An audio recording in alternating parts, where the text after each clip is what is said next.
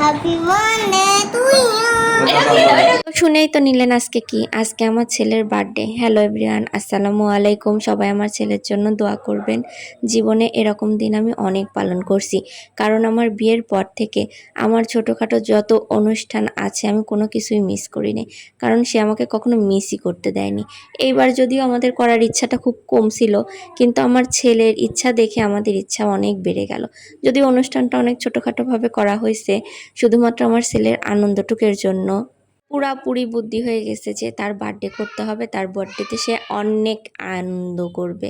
তো আর কি, আমরা আনন্দের জন্য লেগে গেলাম।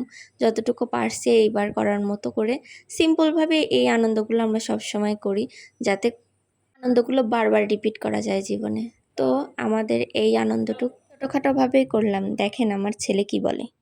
হ্যাপি বার্থডে হ্যাপি বার্থডে তালি দাও তালি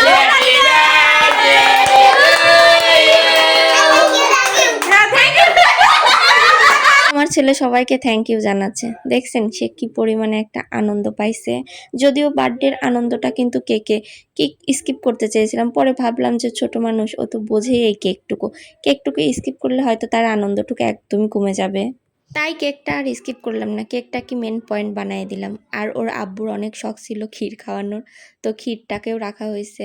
সবাইকে মজা করে কেকটা খাচ্ছে। কেকটা আসলেই অনেক মজার ছিল। তো আমাদের পরিবারকে নিয়ে এবার বার্থডেটা পালন করলাম, যদিও অনেকে মিসিং আছে, প্রতিবার আরও অনেককে নিয়েই করা হয়।